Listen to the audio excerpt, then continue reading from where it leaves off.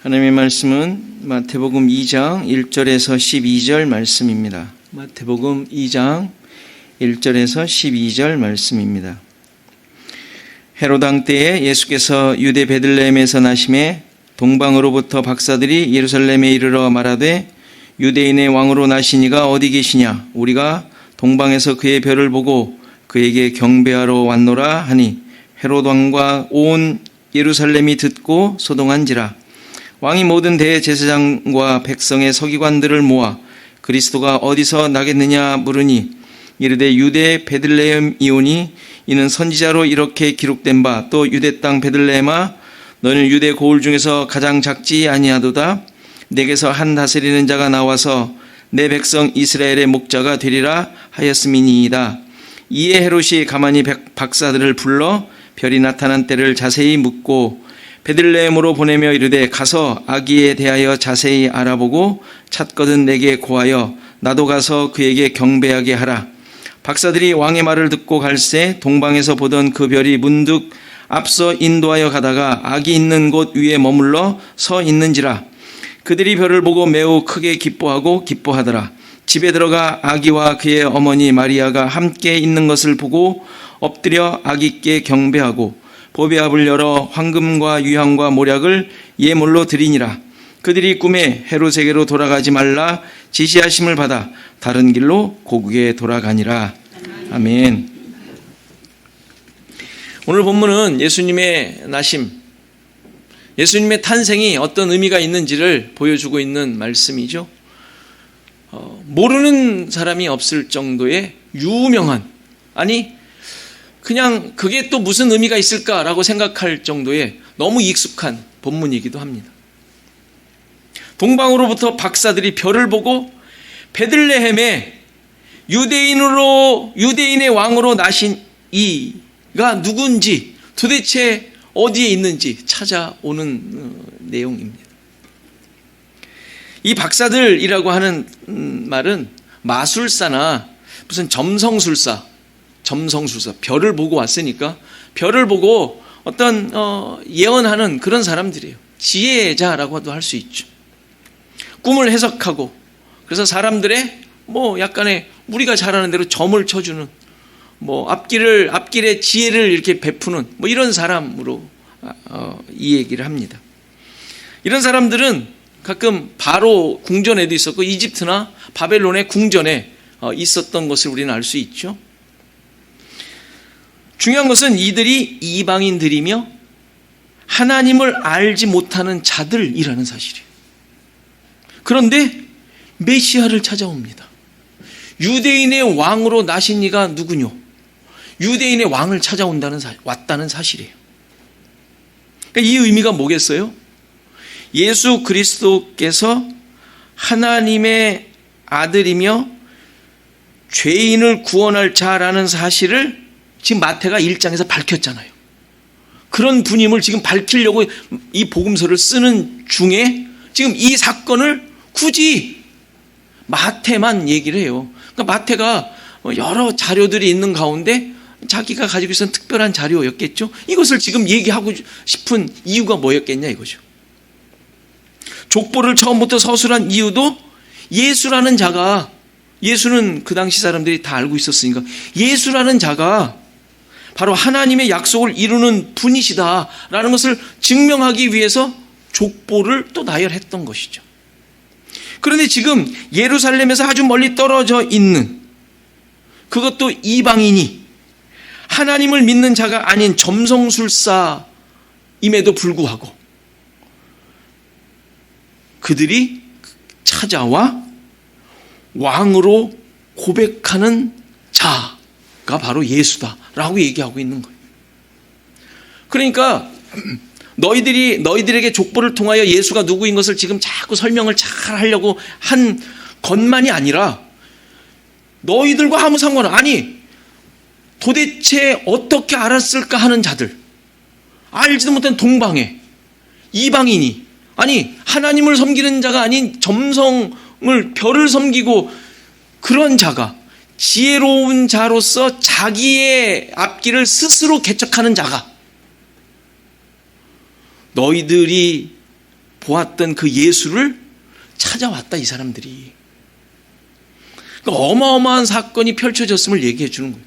예수라는 자가 그렇게 너희들이 생각하는 대로 그런 정도의 분이 아니다라는 것을 마태가 지금 얘기해 주고 싶은 것이죠. 아브라함과 다윗의 후손으로 오셔서 약속을 성취하신 예수 그리스도가 유대인 너희들만의 구원자가 아니야. 이방인들의 구원자임을 이걸 봐도 알 수 있지 않느냐. 그것을 지금 동방의 박사들이 경배하는 사건을 통하여 얘기해 주려고 하는 것이죠. 그러니까 여기에 이제 내용에서 보면 재미있는 이야기가 나오는 내용이 뭐냐면 예루살렘에 그들이 와요. 그래서 예루살렘으로 왔는데 별이 예루살렘으로 인도를 했겠죠. 어쨌건 거기에서 갑자기 이들이 뭘 찾아요? 유대인의 왕으로 나신 이가 어디 계시냐라고 물었다라는 사실이에요.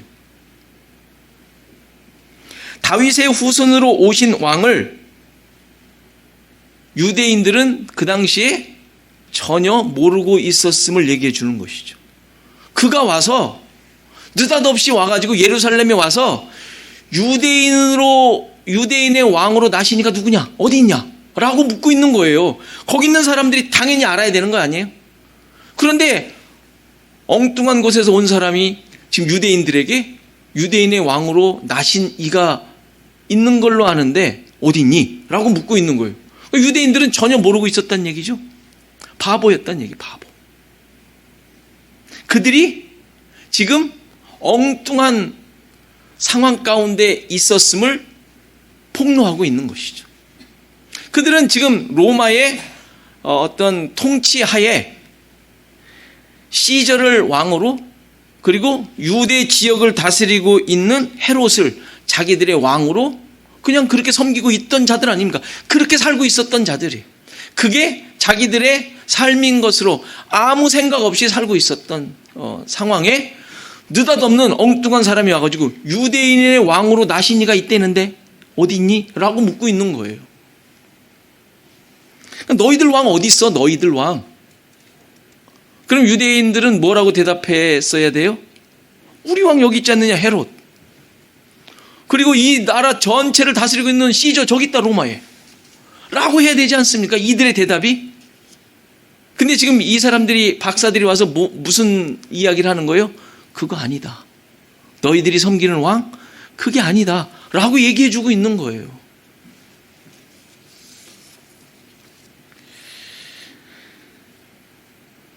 이러한 질문과 상황은 지금 예수를 믿고 있는 우리 신자들에게도 똑같은 질문 아닙니까? 지금 너의 왕이 누구냐 하는 것이죠. 이 질문이 우리 신자들의 삶에서 멈추는 순간 우리의 삶은, 신자들의 삶은 딴 곳으로 가기 시작하는, 딴 곳이 아니라 다른 것으로 채워지게 되는 것이죠. 이 세상이 지금 아무 문제 없이 살고 있잖아요. 그리고 늘 그렇듯이 나를 섬기는 자로 바꿔지게 돼요. 나를 섬긴다는 게 뭐겠어요? 내 편한 대로 사는 것이죠. 지금 있는 상황에서 더 이상의 무슨 나를 방해하는 것에 대해 그게 싫은 거예요. 그렇게 바뀝니다. 지금 유대인들이 그렇게 되어 있는 것 아닙니까? 왕을 잊어버린 채 나에게 편하게 해주는 존재, 지금 펼쳐져 있는 그 상황, 이것을 왕으로 섬기고 있는 것이죠. 시저나 헤롯이 얼마나 편하게 해주었는지 모르지만 설사 그렇지 않더라도 그것을 허물고 박차고 나가기 싫은 거예요. 위험하다고 생각지 않겠어요? 지금 우리의 삶 아니에요? 가만히 보면, 가만히 있어봐. 하나님을 내가 믿지? 하나님이 왕인가? 100%는 아니어도 그냥 그럭저럭 이 상태가 그래도 그냥 가는 게 괜찮지 않겠어? 이러고 있지 않냐 이것이죠. 지금 유대인들이 그러고 있는 거예요, 지금. 그런데 지금 동방박사들이 와가지고 그것을 깨뜨리는 거예요. 물론 깨뜨림 당하질 않죠. 예수님이 오셔서 십자가에 달려 돌아가신 게 자기들이 깨뜨려지지 않고 나를 깨뜨리려고 하는 자를 깨뜨려 버린 거 아닙니까? 이 박사들의 등장으로 헤롯과 온 예루살렘이 소동했답니다. 왜 소동이 일어났어요? 자신들이 지키고 세워왔던 그 왕국이 흔들렸기 때문에 그렇죠. 실제 이때 유대 지역을 다스리던 이 헤롯 대왕은 정통 유대인이 아니었답니다. 그런데 유대인들을 다스리고 있으니까 뭔가 불안한 면이 없지 않아 있었어요. 물론 유대인들의 어떤 그 호응을 받는 부분도 있었지만 정치적인 그 바닥이 하도 불안한 시대였어요. 그러니까 이 친족도 죽이고 막 했던 이 왕이 이 어마어마한 헤롯 대왕이에요.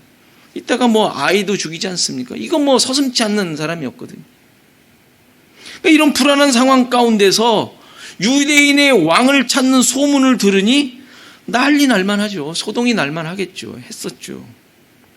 그래서 헤롯은 모든 대제사장과 백성의 서기관들을 불러서 그리스도가 어디서 날 것이냐라고 묻습니다. 그러니까 유대 지역을 다스리니까 유대 사람들이 믿고 있는 신앙에 대해서 어느 정도 알고 있었던 사람이에요. 그러니까 이런 소동이 일어나니까 도대체 그리스도가 어디서 나냐 하고 묻지 않습니까? 그러니까 지금 여기서 헤롯이 어떻게 물어요? 유대인의 왕에 대하여 유대인의 왕이 어딨냐라고 소문이 났는데 그가 묻는 건 뭐라 그래요? 그리스도가 어딨냐? 어디서 나겠느냐라고 물어요. 아는 것이죠. 유대인의 왕으로 오는 자가 있을 것인데 그는 그리스도다, 구원자다 라는 사실을 이 헤롯이 알고 있었다라는 사실이. 알고 있으면 뭐합니까? 내가 믿질 않는 걸. 그리고 지금 일이 일어났음에도 불구하고 그는 그냥 저렇게 묻는 것으로 끝나고 맙니다.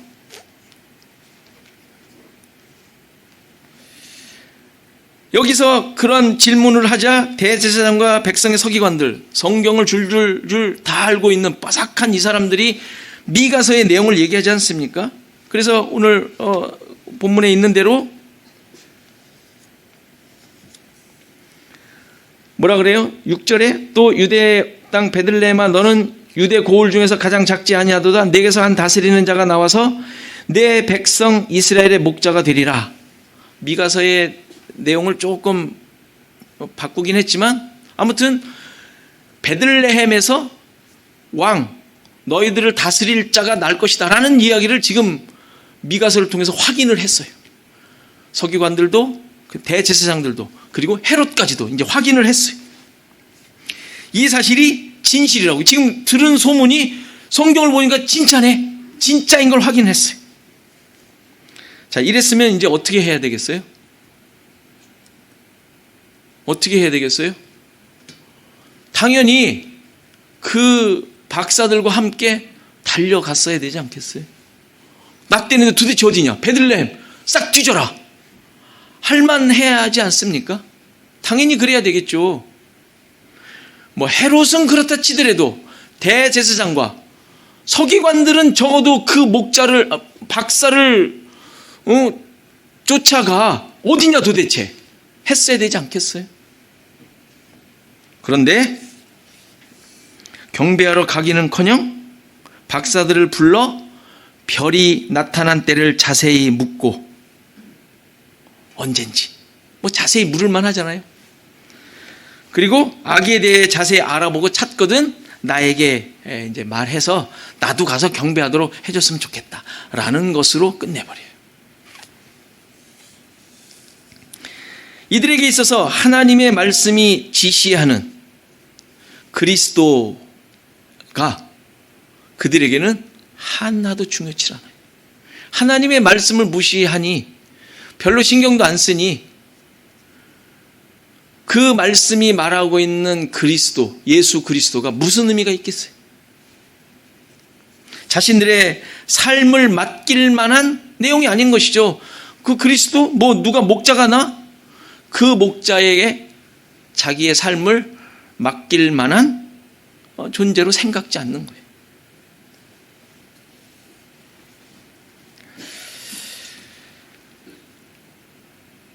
그들에게 항복을 하든지 적어도 고민 정도는 해야 하는데 나가지도 않았을 뿐만 아니라 나중에 박사들이 다른 길로 간 사실을 알고 2살 아래의 사내 아이들을 죽이는 만행까지 저지르고 말아요. 그러니까 말씀이 이들에게 전혀 능력이 되지 못하는 거예요. 전혀. 말씀이 살아있는 말씀을 확인했음에도 불구하고 그것이 지금 그 하나님의 약속이 성취되고 있음을 들었음에도 불구하고 그것이 자기들의 삶에 하나도 영향을 주지 못하는 것이 되고 만 것이에요. 그 이유가 어디 있어요? 무엇이겠어요? 왕이었기 때문에 그래요. 왕이었기 때문에. 자신들이 왕이었기 때문에 지금 왕으로 있는 그 자리가 나를 위한 것이니까 그거보다 더 좋은 게 있을 수 없는 것이죠. 지금 있는 것이 훨씬 난 거예요. 이것을 깨뜨리기 싫은 것이죠. 그 자리와 그 삶, 거기서 얻는 그 모든 내용들을 그들은 놓치기 싫었던 것입니다. 내가 왕이 아니다라는 사실을 깨뜨리시기 위해, 그것을 알아먹기 위해, 깨닫게 하기 위해 오신 것인데 그들은 그것을 포기하지 않습니다. 그러니까 세상에서의 싸움이 다 그거예요. 여러분들 세상에서 일어나는 모든 싸움들 다 그거 아닙니까? 여러분들 무슨 싸움을 보세요. 뭐 굳이 싸움은 아니더라도 그 어떤 경쟁하는 내용들을 보세요. 내가 확보한 것 깨뜨리지 않기 위해서, 그것을 더 강하게 만들기 위해서 다 힘쓰고 있는 내용들이죠. 내가 만드는 것, 내가 차지한 것, 가지고 온 것 빼앗기지 않으려는 것이죠. 그것을 깨뜨리고 무너뜨리려는 사람이 있다면 그 사람을 깨뜨려야 돼. 그렇게 나의 존재감을 확인하는 곳이 세상 아닙니까? 그것이 그들의 기쁨이고 만족이고 그것이 그들에게 감사예요. 그것으로 말미암아 누가 이렇게 쫓겨나면 그게 감사의 조건이, 왜? 내 자리가 확보되고 더 든든해진 것에 대해 감사하지 않습니까? 그래야 평안이 있는 것으로 또 생각하고요. 그러나 신자는 아니죠. 예수 그리스도가 왕으로 있는 자들은 나에게 초점이 있는 것이 아니죠. 말씀을 쫓는 사람이죠. 동방에서 박사들이 별을 쫓아왔다라는 것은 바로 하나님의 인도하심을 받았다라는 얘기. 왜요? 지금 내용이 그렇지 않습니까? 하나님의 인도하심 없이 헤롯 왕과 그 예루살렘을 흔들 수 있었겠어요? 그것도 유대인의 왕이 나셨다라는 복음의 내용을 가지고 말입니다. 이들이 별을 쫓아왔다는 얘기는 하나님의 음성을 들었으며 하나님의 인도하심을 받았다라는 이야기예요. 다시 말해서 그들은 말씀에 붙잡혀 있는 모습이죠. 그런데 그들이 어디로 가요? 이것도 잘 보셔야 돼요. 별을 따라 왔어요. 분명히 별을 보고 왔습니다. 자, 그런데 어디로 갑니까? 곧장 베들레헴으로 갔으면 안 될까요? 곧장 베들레헴으로. 왜 곧장 베들레헴으로 안 갔을까요? 이게 하나님의 말씀을 받은, 하나님의 인도함을 받는 자들의 현실이에요. 예루살렘으로 가요.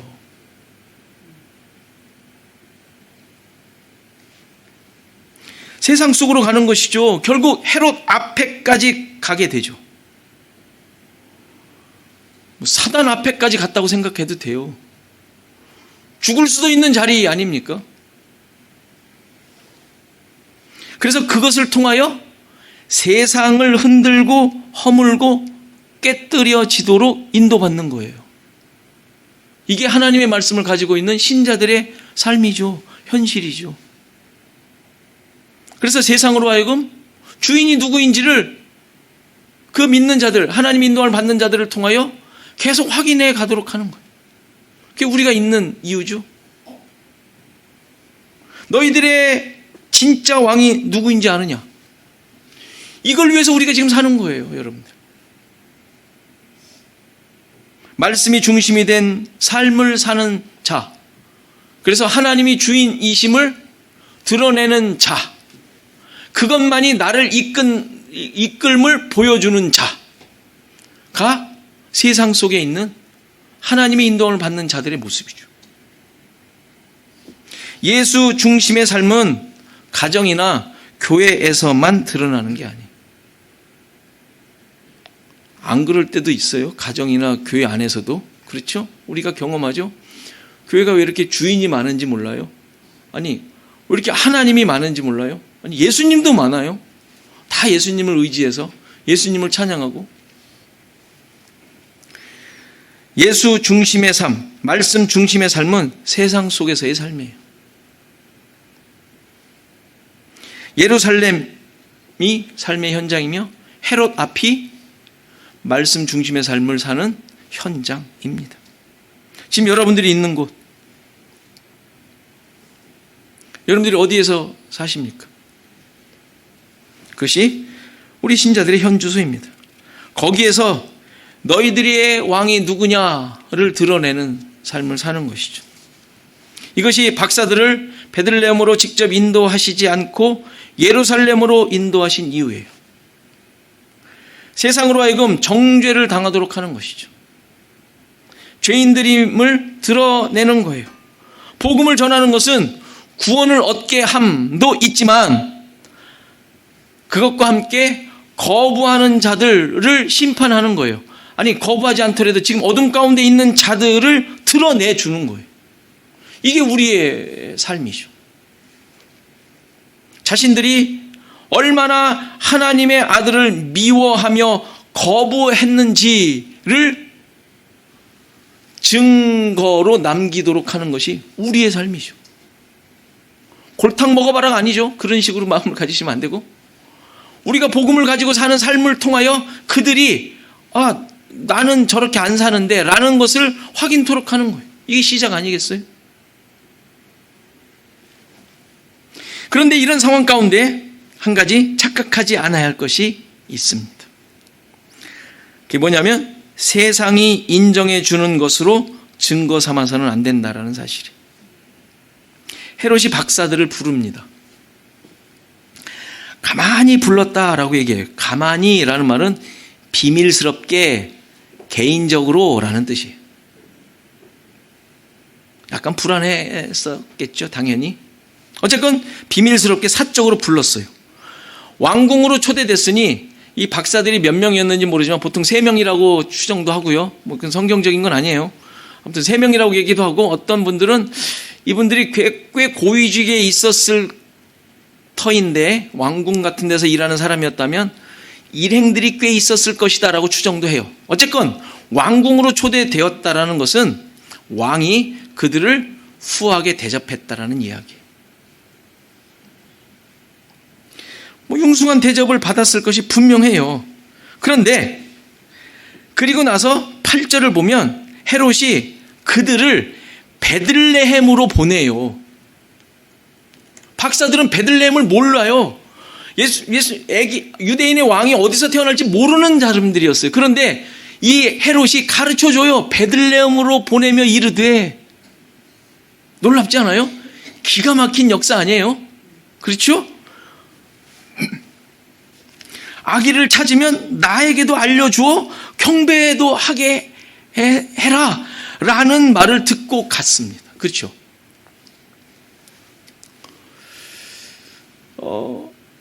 박사들의 입장에서 보면 한 건 한 거예요. 안 그렇습니까? 그렇죠? 기가 막힌 한 건 한 거 아닙니까? 이런 횡재와 이런 열매가 어디 있어요? 사적으로 불러 자세히 물었으니 박사들도 기꺼이 자세히 다 얘기해 줬을 것 아닙니까? 언제 별을 보았고 어떻게 왔으며 이런 증거들이 있었다. 뭐 성경에는 없는 거, 필요 없는 거여서 없었겠지만 어쨌건 자세히 물었으니 자세히 대답했을 것입니다. 아마 박사들은 그것이 자기들에게 큰 사명이었을 것으로 생각했을 수도 있습니다. 베들레헴이라는 장소까지 알게 되었으니 말입니다. 하나님께서 그 어떤 유대인의 왕으로 보내신 어떤 그 대단한 분이 우리에게 또 이런 기가 막힌 또 이런 일들을, 역사를 일으켰구나, 뭐 이렇게 생각할 만한 내용 아닙니까? 그런데 이것이 세상에서 얻는 신자의 기쁨으로 업적으로 생각해서는 안 된다는 거예요. 출세할 수도 있고요. 고위직에서 일할 수도 있어요. 물론. 그렇죠? 또는 그들을 통하여 계획하던 일들이 기가 막히게 될 수도 있어요. 그러나 그것이 삶의 기준이나 업적이나 목적이 되어서는 안 된다는 거예요. 보세요. 그 다음에 그 길을 가다가 베들레헴 가라 그랬으니까 아무튼 갔겠죠. 근데 별이 그때는 보이지 않았었나 봅니다. 근데 가다가 갑자기 별이 나타나 봤는데 그 별이 예수님이 탄생하신 그 집을 비추고 있었다는 사실을 보게 돼요. 그러니까 아마 터벅터벅 가고 있었겠죠. 그것을 찾았는지 안 찾았는지 어쨌건 가는 중에 별을 보고 그들이 다시 기쁨을 찾습니다. 여기 표현에 이렇게 얘기하죠.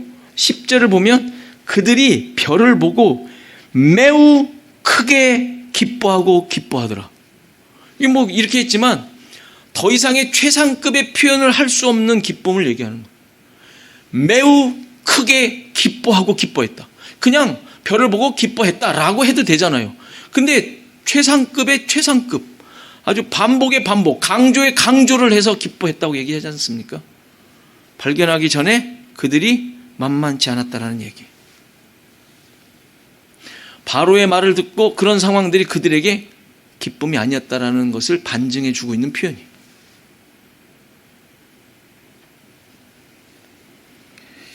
그러니까 악이 있는 곳, 그러니까 그들의 목적이 무엇인지를 분명하게 깨달았다라는 것이죠. 그게 아니었다는 거예요. 지금 베들레헴, 예루살렘에 거쳤던 것이 물론 그들에게 하나님께서 인도하심으로 그들의 무지함을 폭로하는 역사가 있었지만 그 이후에 일어나는 모든 일들이 우리가 보기에는 기가 막힌 일이고 이게 뭔가 큰 일을 한 것 같았지만 이들에게는 아니었던 것이죠. 그게 아니었음을 보여주고 있는 말씀이에요. 그들에게 참 기쁨과 삶의 기준은 그 예수 그리스도, 그들이 목적하고 있었던 것, 하나님께서 목적하에 이끄셨던 그 내용, 거기에 있는 것이지 다른 데 있지 않더라.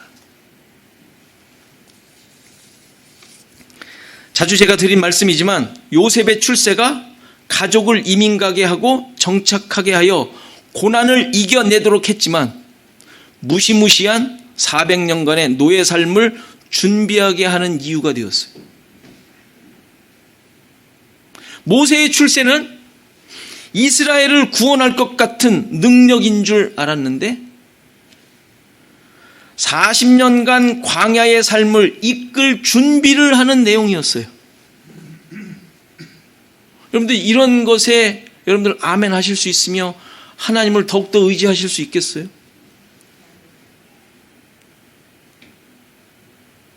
그러니까 우리의 삶에 펼쳐지는 수많은 것들로 인해서 우리는 오히려 더 하나님을 어떤 상황에서든지 의지하셔야 돼요. 어떤 상황에서든지. 그래서 신자들은 말씀을 붙잡고 약속이 이루어지는 것만으로, 다시 말해서 하나님의 인도하심만으로 삶의 기준을 삼고 기쁨의 이유가 되어야 해요. 요셉의 출세가 중요한 것이 아니라 400년간의 노예의 삶이 아브라함에게 하신 약속에 성취하는 기간이었다는 사실이에요. 그렇죠? 모세의 출세가 중요한 것이 아니라 40년간 광야의 삶을 통하여 이스라엘은 가나안에 들어가야 하는 자로 만들어졌어요. 근데 우리는 중간에 있는 거 다 빼먹고 출세와 이것만 이거 얻은 것만 가지고 그냥 목적을 삼으려고 하는 거예요. 목적을 삼으려고. 하나님의 인도하심과 내용이 여기에 다 있는데 그거는 그냥 세상 사는 대로 살게요. 지금 편안한데요. 아무 일 없잖아요. 이거 깨뜨리지 마세요. 이러고 있는 거 아닙니까? 우리가 지금 신자들이 말이에요, 하나님을 의지하겠다는 사람들이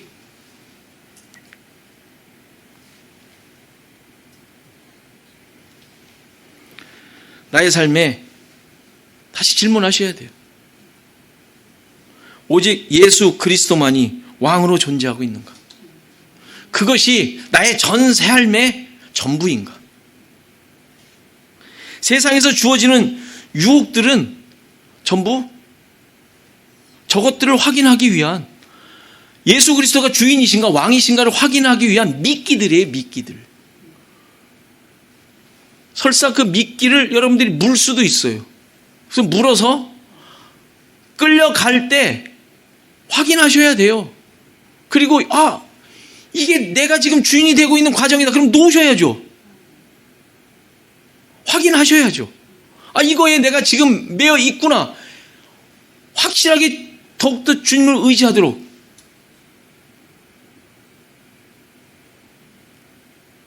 자기 자신들을 돌아보고 버리고 해야 되지 않겠어요? 뭔가 잘 된다고 생각될 때 나의 왕이 누군가 확인하셔야 돼요. 미끼가 잘 되는 것 같거든요.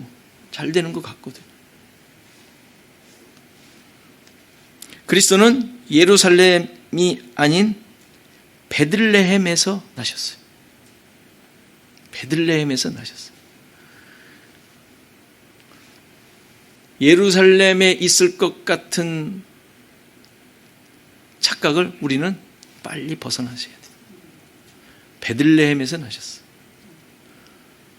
아무도 거들떠보지 않는, 그리고 거기서 뭐가 정말 생길까 생각하는, 내가 주인인 세상에서 예수님만이 주인이심을 고백하는 삶이 여러분들의 모든 삶의 상황 속에서 고백되어져야 할 것입니다. 이러한 은혜와 또 믿음의 능력들이 여러분들 삶 가운데 늘 드러나기를 간절히 바랍니다.